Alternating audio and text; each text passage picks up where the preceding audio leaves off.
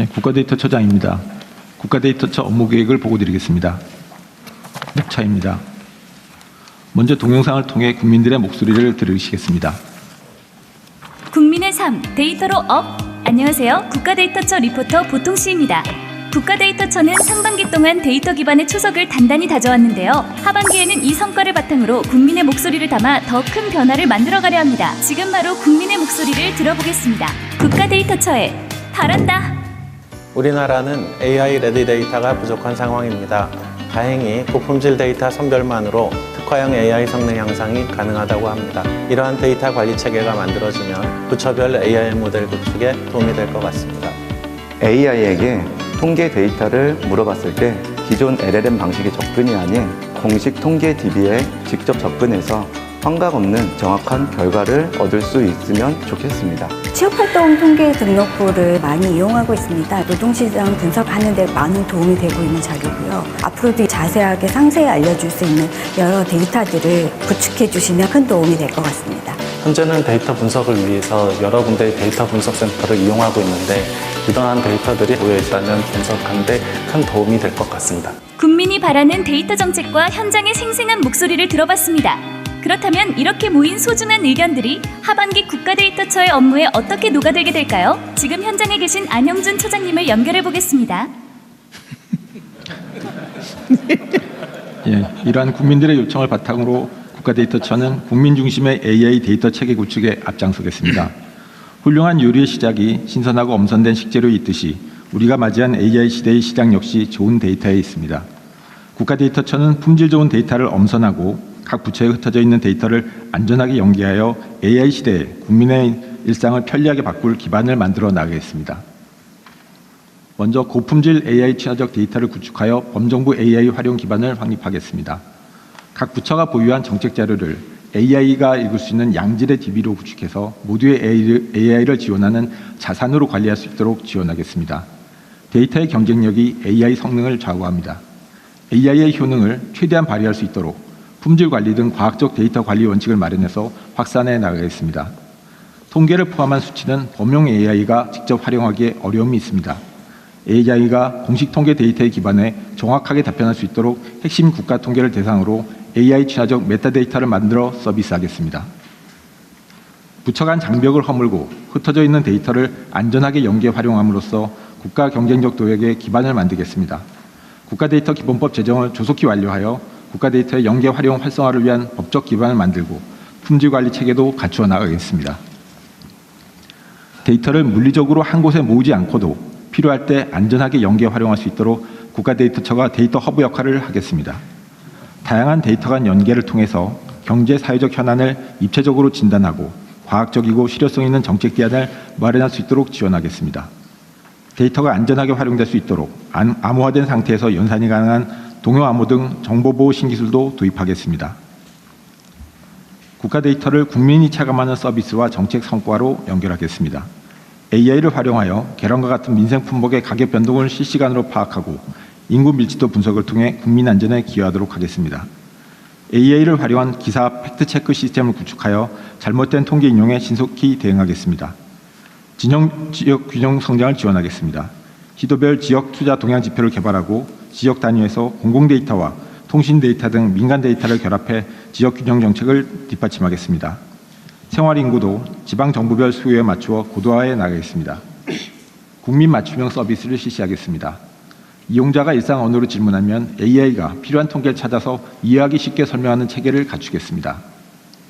국민, 기업의 의사결정과 각종 연구에 도움이 될 수 있는 다양한 연계 데이터셋을 더욱 신속하게 제공하겠습니다.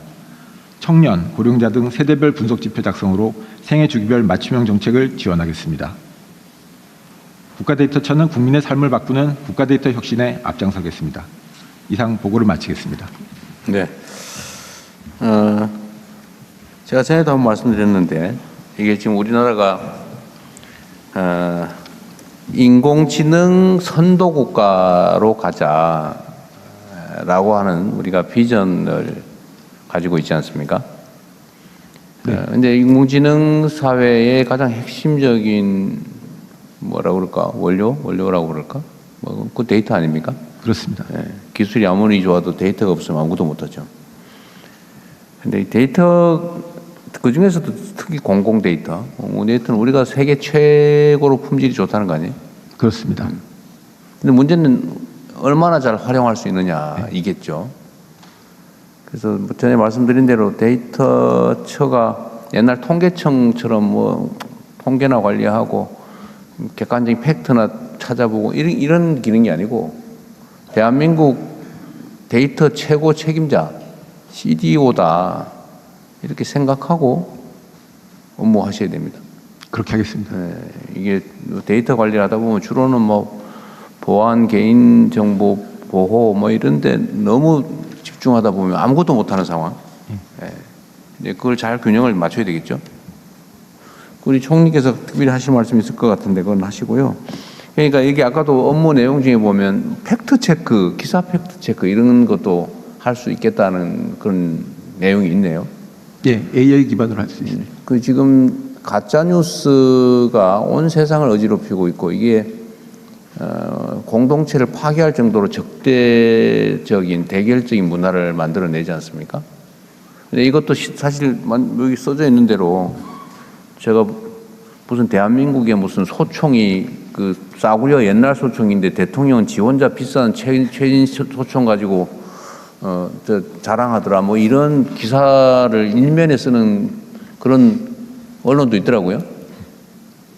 근데 그런 거 사실은 즉시 예를 들면 지금 대한민국 국군 17만 명한테 지급돼 있는 거의 보편화된 총기인데 그런 엉터리 기사를 써서 이렇게 정부를 공격하는 그런 일들도 사실 즉각 팩트 체크가 가능하다면 안 생겼겠죠. 근데 이렇게 영향이 있는 가짜를 즉각 그러니까 분석하고 팩트에 기반해서 반론하고 하는 것도 시스템적으로 할 수 있을 것 같아요. 꼭 사람이 아니고. 저희가 지금 내부에서 AI 기반으로 POC를 하고 있고요. 내년에 바로 시스템으로 구축하게 계획이 있습니다. 그리고 이게 뭐 그런 거대 언론사 하나의 문제이기도 하지만 이게 예를 들면 유튜브든지 뭐 온 동네에서 그런 일이 벌어지잖아요. 근데 그런 것들도 사실은 실시간 팩트에 기반해서 반론하고 정리하는 것도 충분히 할 수 있는 일인 것 같아요. 그죠? 예, 그렇습니다. 그래서 이 데이터처의 역할이 그런 뭐 사회 질서 훼손에 대응하는 것도 있겠고 또 산업 현장에 필요한 원료를 제공하는 그런 측면도 있겠고 그리고 우리가 어제도 그 얘기했는데 이렇게 민원이 연간 1,200만 건이 국민권익위에만 오는 것도 그 정도 된다. 기타 등등 하면 2천만 건이 넘을 것 같은데 사실 그런 것도 인공지능 대응 방식으로 쉽게 대응해 줄 수 있잖아요. 이건 팩트고 이건 사실이 아니고 이건 이렇게 대응하면 되고 이건 어느 부처에서 이렇게 하고 있다 이렇게 하면 국민들의 불만도 확 줄어들 수 있을 것 같고 데이터처를 장관급으로 올려야 되나 그런 생각도 얼핏 들긴 했어요. 그만큼 중요하다. 예. 그리고 이런 기존에 어떤 사람도 할 수 없는 새로운 영역이어서 그래서 데이터처의 역할이 그래서 특별한 의미가 있습니다. 어디 관행에 의존하거나 다른 나라 사례에 의지하거나 그러면 안 되고 우리가 첫 길을 낸다 이렇게 생각하고 모범적인 사례를 끊임없이 발굴하고 만들어내야죠. 그렇게 하겠습니다. 네, 지금 제가 사실 드리고 싶었던 말씀 딱 주셨는데요. 이게 우리가 AI 시대 그리고 뭐 데이터가 중요해 이렇게 얘기하는데 사실 조직의 위상이나 조직의 예산이나 구조나 이런 부분들이 뒷받침되지 않으면 그런 일들을 좀 속도감 있게 할 수 있을까 이런 생각들이 들고 그리고 각 부처에 있는 정보원이 있습니다. 이 데이터를 직접 다루고 있는 고용정보원, 뭐 복지정보원 이런 곳들이 많은데 거기 있는 데이터들이 또 잘 연결돼도 이게 굉장히 의미 있는 일들이 될 것 같아서 일단 데이터처를 첫 번째 업무보고로 별도로 좀 받고 하실 부분들이랑 이런 얘기를 좀 나눴습니다. 그래서 이 부분들은 좀 정리되면서 더 말씀드려야 되지 않을까 네. 싶습니다. 실제로 대한민국 공무원들이 하는 여러 일들은 되게 이제 규범적이죠. 루틴하고 규범적인데 이게 사실은 그 인공지능이 대응하기 가장 좋은 영역의 일이기도 해요. 그래서 총리께서 각별히 관심 가진 영역이기도 하니까 데이터처 역할을 좀 더 강화하도록 하시죠. 하여튼 매우 중요한 부처다. 네. 잘해주세요. 예, 성과를 내겠습니다. 그러세요. 네, 다음. 네, 이상으로 첫 번째 세션을 마치고 아, 그래? 그러면은 두 번째 세션으로 넘어가겠습니다. 넘어가기 전에 우리 참관단도 시간 내서 일부러 왔는데 얘기를 꼭 요거는 해야 되겠다 하는 부분은 요약해서 해주셔야 됩니다. 올해 아무나 하세요 그냥. 예, 뒷줄. 여성이 하세요 여성이.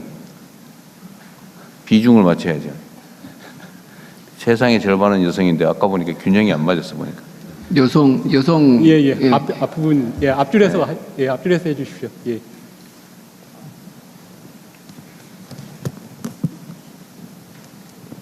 안녕하십니까. 저는 그 25년 동안 현장에서 1만 6천 건의 채무 조정을 해온 금융복지 민생 전문가 송지원입니다. 그거는 다음 사안에 해당되는 것 같은데요. 아, 지금 하면 안 될까요? 네, 나중에 하십시오. 기다리겠습니다. 네, 지금까지 한 거에 대한 의견.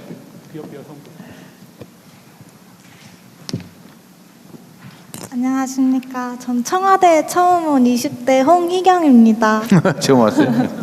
아까 그 재정경제부 장관님께서 그 MSCI 선진국 지수 편입을 위해서 많이 노력해 주신다고 하셨는데 그 중에서 가장 중요한 하나가 외환시장 24시간을 추진하고 있다고 알고 있습니다. 근데 이게 이 24시간이 단지 제도만으로 되는 게 아니라 현장의 일자리 뭐 거래소나 이런 노동자분들이 뒷받침을 해줘야 가능한 건데 실제로 24시간제에 대한 현장분들의 반대가 많은 걸로 알고 있습니다. 혹시 장관님은 이런 거에 대해서 어떻게 대응을 하고 계시는지 그리고 이런 반대의 해결책을 어떻게 생각하고 계시는지 궁금합니다.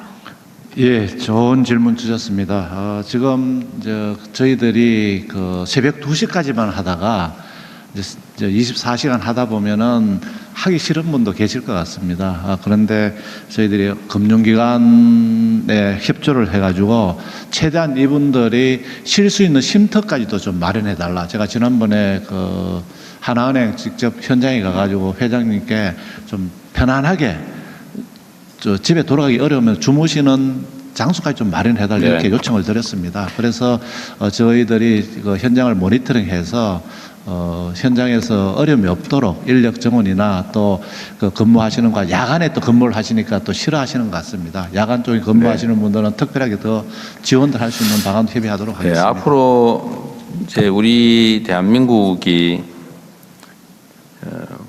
국내가 중요하던 시대가 있었지만 이제는 세계적인 선도 국가로 우리가 발돋움하게 될 텐데.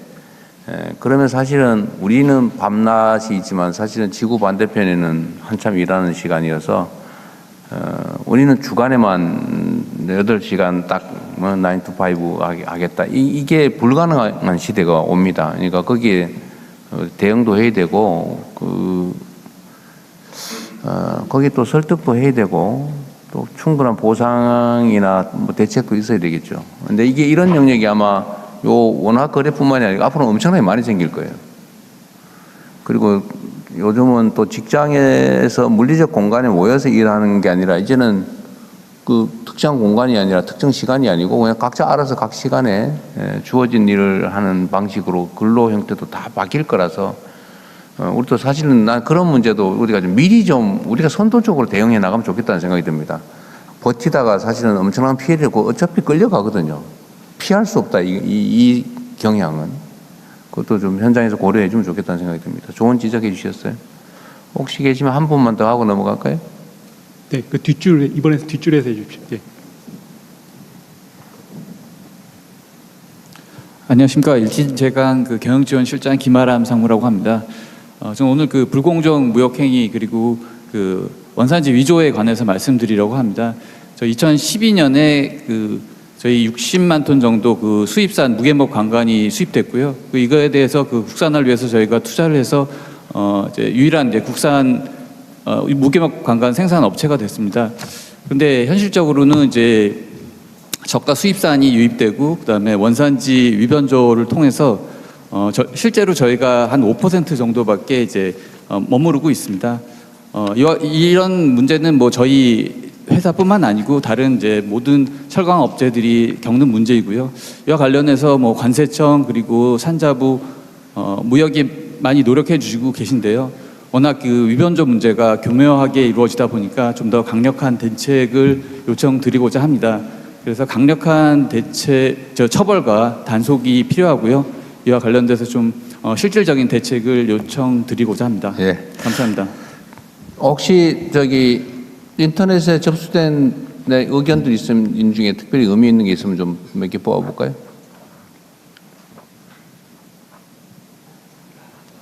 누가 하고 있는데요? 네, 대통령 재경부 기조실장입니다. 네.